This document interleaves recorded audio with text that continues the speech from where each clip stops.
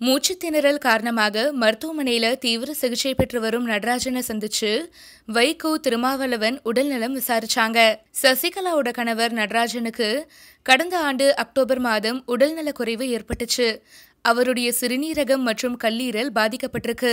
இதை தொடர்ந்து சென்னை அடுத்துள்ள பெரும்பாக்கம் குளோபஸ் ஹாஸ்பிட்டல்ல நடராஜன் அனுமதிக்கப்பட்டாரு.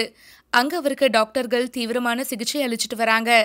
அவருடைய கல்லீரல் சிறுநீரகம் ரெண்டையும் மாத்தணும் அப்படின்ற நிலை உருவாச்சு.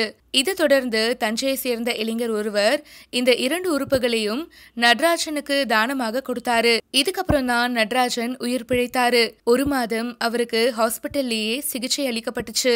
உடல் தேறிய நிலையில கடந்த ஆண்டு நவம்பர் 2ஆம் தேதி நடராஜன் வீடு திரும்பினாரு.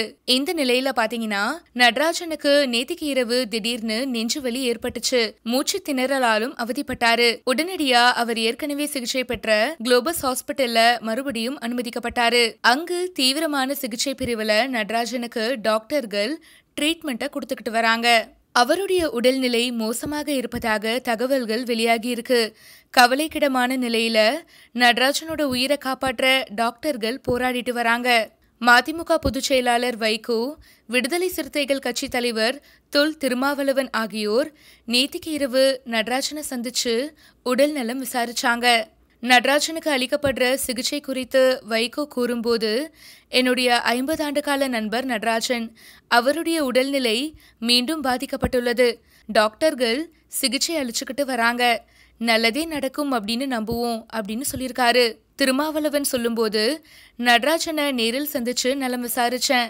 அவருக்கு டாக்டர்கள் கவனமாக சிகிச்சையை அளிச்சிட்டு வராங்க. விரைவில் நலம் பெற்று வீடு திரும்புவார் அப்படின்ற நம்பிக்கை இருக்கு அப்படின்னு சொல்லியிருக்காங்க. தற்போது நடராஜன் தீவிர சிகிச்சை பிரிவுல அனுமதிக்கப்பட்டிருக்காரு. இந்த சூழ்நிலையில கணவர் நடராஜனை காண சசிகலா பரோல் கேட்டு மனு அளிச்சிருக்காங்க. சசிகலாவோட நெருங்கிய உறவினர்களோட மரணத்தை தவிர வேறு எந்த காரணத்துக்காகவும் இன்னும் 6 மாசங்களுக்கு பரோல் கேட்டு விண்ணப்பிக்க முடியாது அப்படின்னு பரப்பன அக்ரஹார விதிகள் கூறுது.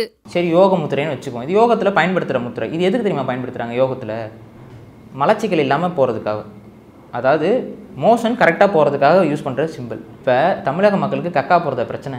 2வது இவர் இதை முன்னாடியே பாபாங்கிற படத்துலையும் காமிச்சிருக்காரு. உண்மையாகவே ஆன்மீக முத்திரைக்காக இவர் காமிக்கப்பட்டிருந்துச்சுன்னா அதுக்கு முன்னாடி சிகரெட் ஊற்றுற மாதிரிலாம் படம் எடுத்துருக்க மாட்டார். அந்த முத்திரையை காமிச்சிட்டு சிகரெட் ஊற்றுற மாதிரி காமிச்சிருப்பார். ஸோ இது கண்டிப்பாக அது ஆன்மீக முத்திரை கிடையாதுங்கிறதுல 100% நீங்கள் நம்பலாம்.